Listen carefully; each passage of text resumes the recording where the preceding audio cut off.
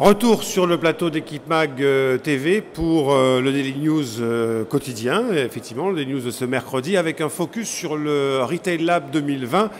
Vous le savez sans doute, Equipmag s'est associé à l'échangeur by Laser, pour concevoir une animation inédite, le Retail Lab 2020, disais-je, permettant de découvrir le commerce du futur et de vivre une expérience d'achat New Tech, en se glissant dans la peau du shopper de demain. Du domicile au point de vente, en passant par la rue, les prototypes des partenaires technologiques de l'échangeur by Laser font vivre depuis hier aux visiteurs une immersion dans le parcours type d'un client de l'année 2020. C'est assez extraordinaire et pour vous en convaincre, eh bien, nous allons tout simplement rejoindre le Retail Lab 2020 et avec Nicolas Diacono faire une visite guidée en rencontrant les différentes entreprises qui sont présentes sur ce laboratoire du futur. Nicolas, c'est à vous. Oui, bonjour Georges. Donc effectivement, on est devant le Retail Lab 2020 qu'on a conçu et pensé avec l'échangeur by Laser et Equipmag pour retranscrire ce que sera le parcours client de demain à travers différentes technologies d'ici 2020 et même un peu plus loin avec des interfaces homme-machine. Donc on va rentrer directement par la maison, parce que le shopping commence à la maison, ici avec une première start-up qui s'appelle Clickon, qui travaille sur des publicités interactives. Et je vous présenter Baptiste qui va nous expliquer qu'est-ce que fait Clickon. Bonjour, nous chez Clickon on permet en fait aux annonceurs télé d'optimiser leur espace publicitaire. C'est un espace publicitaire qui coûte très cher, qui est devenu indispensable pour les marques et aujourd'hui c'est un média qui est complètement passif. Donc pour nous Clickon, on permet en fait de créer un lien entre l'annonceur et le téléspectateur. Comment est-ce que ça se matérialise? En fait, lorsque la publicité est diffusée, on propose un petit pop-up qui arrive en bas à droite de l'écran qui permet tout simplement de proposer une interaction au téléspectateur avec sa marque. Soit d'acheter le produit qui est présenté par exemple, ou de réserver un essai pour une voiture, ou encore de recevoir un bon de réduction. Donc l'idée c'est de créer vraiment chez soi, dans son salon, un lien entre la télévision et le téléspectateur directement. Merci Baptiste. On continue la visite. Ici, avec notamment un robot de téléprésence de la société Awabot, avec Philippe qui va se connecter au robot et il va nous parler via le robot qui se trouve ici. Alors je vais aller interviewer Philippe sur le robot.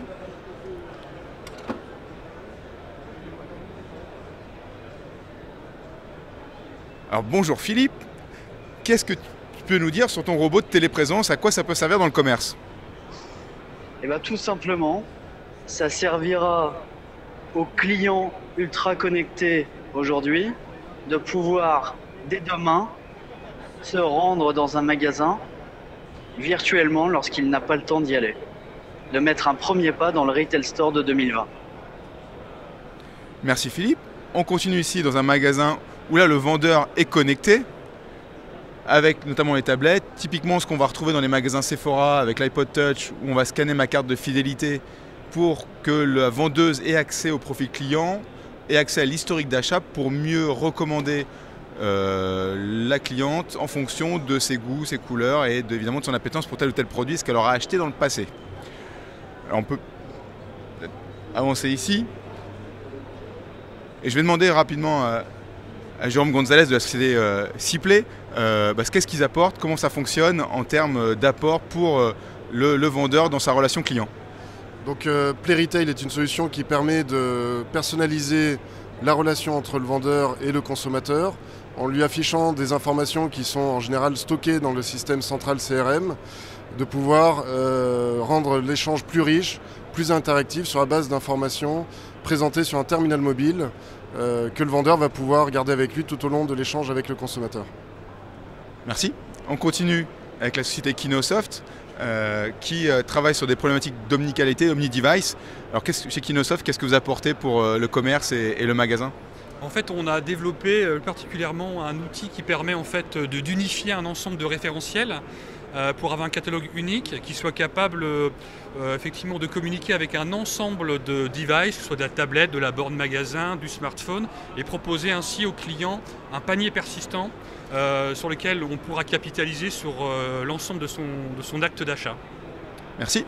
On continue, on retourne dans la rue, parce qu'évidemment, après avoir visité un magasin, on retourne dans la rue, où ici, on va avoir différentes solutions et démonstrations.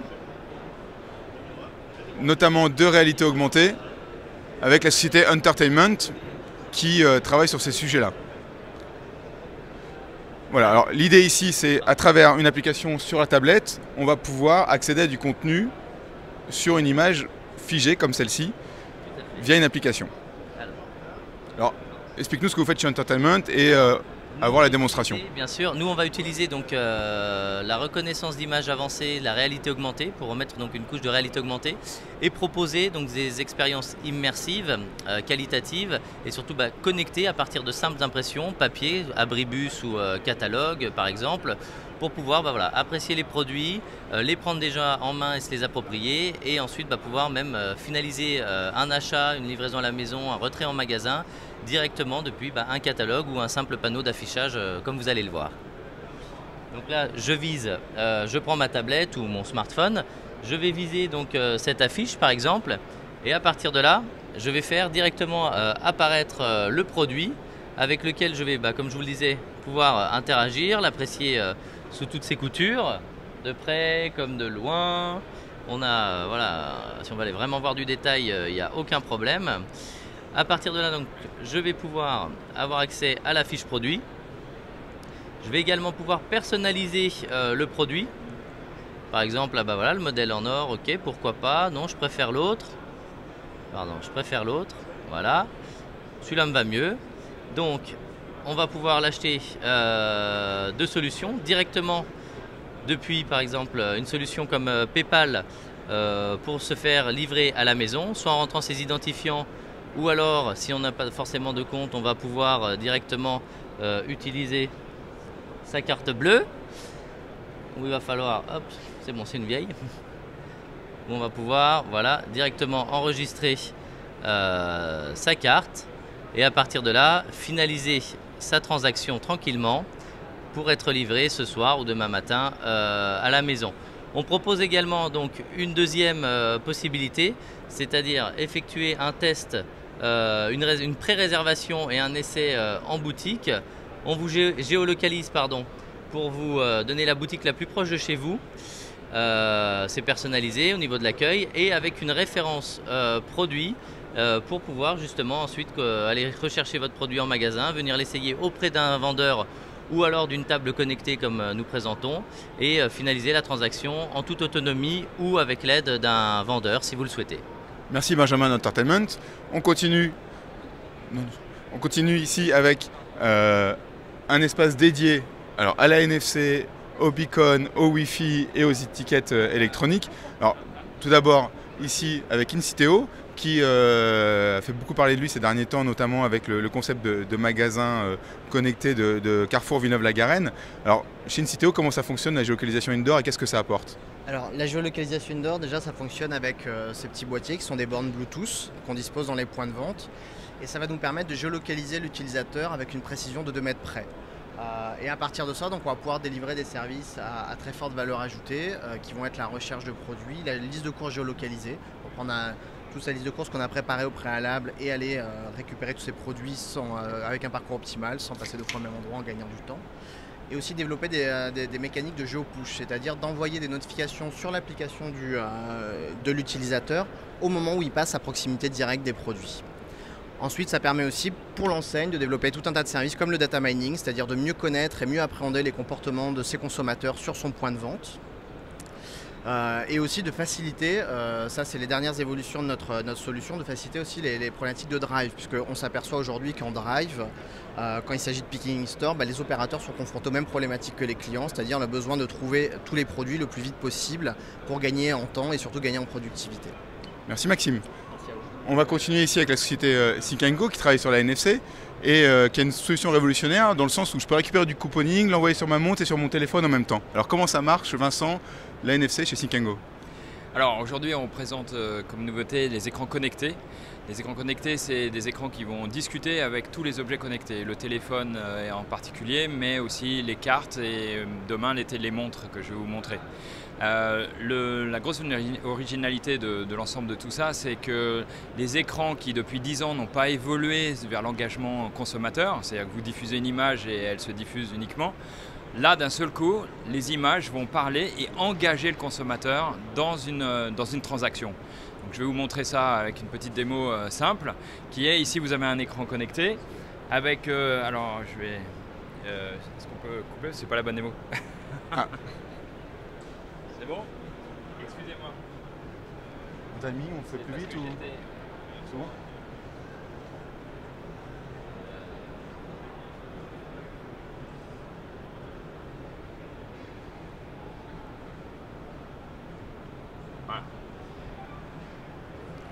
Vous mettez là parce que...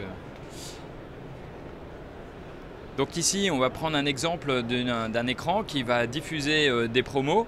Et pour justement accéder à ces promos, soit vous mettez un téléphone sur la promo et vous avez la promo et ça va, vous pouvez acheter directement le produit. Voilà. Okay.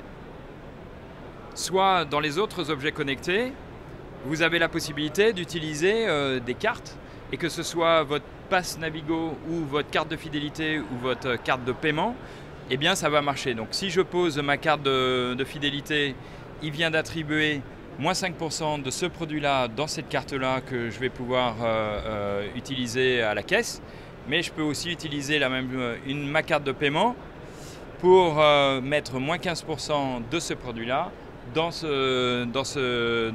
carte que je vais pouvoir utiliser bien sûr à la caisse. Dernier point avec les montres connectées.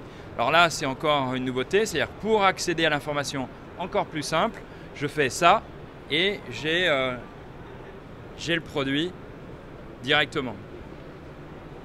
Merci Vincent, on va continuer dans un dernier espace parce qu'on retourne à la maison après avoir fait du shopping à travers différents magasins et voir ici également, avant tout ça, retourner acheter un peu de boisson parce qu'on a soif après tout ce shopping là, aller voir SES. Et qu'est-ce que vous faites chez SES sur les étiquettes électroniques? Alors l'étiquette électronique, elle a pour fonction d'automatiser le prix, elle affiche évidemment pour chaque article son bon prix et sur cette base là, on se propose aujourd'hui de reconnecter le magasin puisque on a rendu cette étiquette interactive et donc on va pouvoir avoir une interaction entre le consommateur et le produit directement. Grâce à son smartphone qui devient son personal shopper. Et donc devant chaque produit, en faisant un simple tap NFC, vous allez pouvoir récupérer toute l'information sur le produit et également récupérer tout type de promotion. On a également intégré dans le geste métier du chef de rayon également une information supplémentaire qui est la position de l'étiquette dans le magasin. Comment on a fait? En fait, on cadastre le magasin comme on peut cadastrer une ville. Et donc on connaît parfaitement en fait, la position de chacune des étiquettes et donc de facto du produit. Ce qui nous permet sur cette base d'étiquettes électroniques de constituer un parcours client très efficace avec comme par exemple une liste de courses géolocalisée. Vous préparez votre liste de courses à la maison, vous arrivez en magasin, vous vous synchronisez et vous allez avoir un parcours complètement optimisé qui va vous permettre de trouver les bons articles au bon endroit puisque ce maillage a une précision au centimètre. Sur ce même socle applicatif, on a également un usage qui est dédié à la gestion des planogrammes, puisqu'au fur et à mesure que le chef de rayon va remodeler son linéaire, on va pouvoir en temps réel renvoyer les nouvelles coordonnées des articles au back-office et donc de facto avoir une vie en 3D du magasin, toujours synchronisée. Ce qui permet de mettre sur un même niveau, un même socle, à la fois les marques, les enseignes et également les opérationnels sur le terrain. Merci. Donc on continue cette fois-ci. On va aller vers la maison.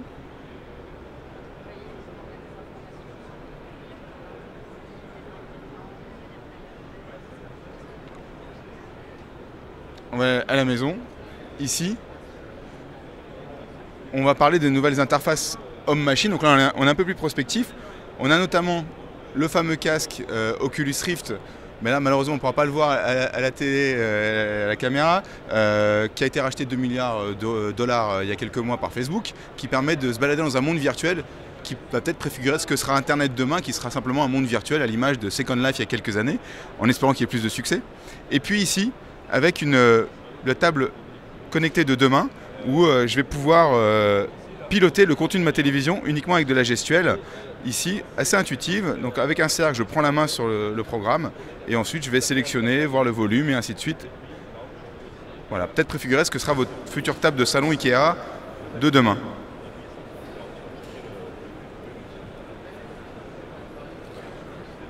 Voilà Georges pour ce tour d'horizon du Retail Lab 2020. Donc attendez-moi, j'arrive tout de suite et on se rejoint sur le plateau TV. Merci beaucoup Nicolas. Bravo à Nicolas et à Christine parce que se balader comme ça à caméra au point dans le Retail Lab 2020, ce n'est pas évident. Donc Nicolas va nous rejoindre le temps de parcourir les allées. Là, je le vois, enfin je vois en tout cas le laboratoire d'ici. Donc il va pas mettre beaucoup de temps, le voilà. Ah voilà, il a fait vite. Bonjour Nicolas Diacono, je rappelle que vous êtes expert Technotrends chez l'échangeur by Laser. Ça. On vous a présenté dans le reportage. J'ai envie de dire, Equipmag s'est pas moqué de nous, parce que franchement, ce laboratoire du distributeur du futur, là, c'est bluffant. Parce que quand on parle de la télé qui vous envoie un pop-up, et quand ensuite on va vers du cadastrage de magasins au service de la supply chain, enfin, on a vraiment une belle projection dans le futur. Hein. Oui, c'est vrai que nous, on a la chance de baigner dedans, l'échangeur by Laser, un peu tous les jours, mais c'est vrai qu'effectivement, on a construit ce Retail Lab en partenariat avec Equipmag et qui nous a laissé carte blanche pour sélectionner ces différentes startups, pour recréer le parcours client de demain, en étant plus ou moins prospectif, avec une dizaine de sociétés innovantes qui vont évidemment de la maison en passant par la rue et le magasin physique. Voilà, vous l'avez vraiment construit comme ça, c'est-à-dire en disant il n'y a pas forcément la maison et le magasin, mais il y a la maison, il y a peut-être la cage d'escalier, il y a la rue. Voilà, c'est vraiment un parcours qui est non pas linéaire, enfin si il est linéaire, mais en tout cas il est complet et il y a une vraie continuité de l'information entre le moment où on décide d'aller sur Internet et le moment où on va aller acheter en magasin. Oui, mais c'est ça, c'est aujourd'hui, on le voit bien dans les mutations des comportements des consommateurs, avec la notion d'omnicanalité dont on parle tant. Aujourd'hui, on se connecte à tout moment, à tout instant, et on a la capacité d'acheter un produit où que l'on soit, sur n'importe quel device, qu'on soit en magasin ou même au WC pour certains. Oui. C'est une réalité. Et du coup... Ce serait bien d'avoir des stats là-dessus. Quel pourcentage de mails je crois qu'il y a pas loin de 80%, je crois, des possesseurs de smartphones qui le consultent au WC. Mais je ne vais pas les chiffres exacts. Mais voilà, mais c'est une vraie réalité. Et l'idée, c'est que il y a une continuité en fait. Il n'y a plus de paroi entre le offline et l'online. C'est le même monde et il faut penser même monde commun. Et on sert la même enseigne en fait. Il ne faut pas avoir une concurrence entre la direction web et la direction magasin. Alors là, on est dans le monde du new tech, high tech. On en est où de la révolution digitale dans le retail parce que ça, c'est 2020. Mais par rapport à la posture des enseignes, on en est où? Si on fait la comparaison, on est à 5%, 10%, 20%? Oula, je crois qu'on est au tout début. On est vraiment aux prémices. Et j'aime souvent faire le parallèle avec l'histoire de l'électricité. Je pense qu'on est encore à l'ampoule à filament et on est encore très loin de la centrale nucléaire. Et on ne peut même pas imaginer ce que sera le commerce connecté dans 5 à 10 ans avec l'essor évidemment de ces nouveaux shoppers qui sont nés avec un smartphone à la main. Il y a d'ailleurs une étude aux États-Unis qui a prouvé que plus de 80% des enfants savaient utiliser une tablette ou un smartphone avant même de savoir parler. Donc quand ils auront le pouvoir d'achat, autant vous dire que le commerce va devoir se réinventer. Justement, c'est un sujet qu'on n'a pas abordé sur le plateau de TV d'Equipmag, c'est la formation. Aujourd'hui, dans les écoles supérieures de commerce, on parle bien sûr d'omnicanalité, on parle de digital, mais je n'ai pas l'impression que ce soit, je dirais, le corpus le corpus pédagogique en lui-même. Ça va changer ça aussi, parce que les marketeurs de demain, il va falloir qu'ils intègrent ça dès le début de leur cursus supérieur. Alors, je pense qu'effectivement, c'est des choses à prendre en compte pour toute la formation sur ces activités, ces métiers-là. Maintenant, nous, on le voit pour intervenir dans certaines grandes écoles. Je pense que ces étudiants-là s'auto-forment à cette sorte de community management. Et on le voit bien auprès des recruteurs. Hein. Ils ont leurs réseaux sociaux, ils ont leur profil Facebook officiel, les officieux pour les amis, les copines et ainsi de suite. Et ils deviennent des vrais community managers de leur marque, c'est-à-dire eux-mêmes. et c'est bien des experts du digital. Naturellement, ils n'auront aucun mal à s'approprier effectivement ces stratégies marketing opérationnelles omnicanal. Disons qu'ils ont une culture de base à titre personnel qui leur permet d'évoluer correctement dans ces mondes-là. Dans ce qu'on a vu, dans ce que vous nous avez présenté depuis le Retail Lab 2020, qu'est-ce qu'il y a de plus mature finalement comme solution? C'est quoi Alors à mon sens, effectivement, et ça va un peu dans la continuité des dernières annonces d'un Apple, avec Apple Pay, la NFC. Alors la NFC, ça fait plus de 15 ans que c'est testé en France, à travers le monde, dans tous les sens. C'est déjà utilisé régulièrement en Asie. En France, il y avait des problématiques qui fait que ça n'évolue pas trop. Maintenant, on espère qu'avec l'arrivée d'Apple, ça va exploser et qu'on va avoir une vraie maturité et des vrais usages pour le consommateur dans le quotidien. Donc ça, c'est ce qu'il y a de plus mature. À mon sens, aujourd'hui, c'est une technologie éprouvée. Et c'est ce qui va amener un peu le consommateur vers les autres solutions et applications, hein, forcément. On peut l'espérer. Maintenant, c'est toujours intéressant d'avoir un acteur comme Apple qui drive énormément de public, de potentiels utilisateurs sur des technologies comme celle-ci. Alors on va prendre un peu de recul. Est-ce qu'il n'y a pas un risque aussi de saturation du côté du consommateur?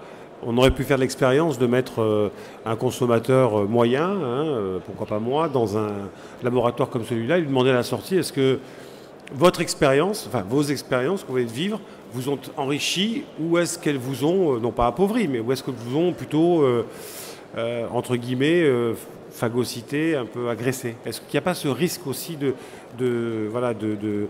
saturation? C'est sûr que c'est la complexité des nouvelles technologies. Hein. C'est sympa, on peut faire plein de choses. Maintenant, il faut que ça puisse apporter un bénéfice aux clients et aux consommateurs. Et là, trouver le juste milieu de comment je l'utilise, comment je l'intègre dans le parcours client.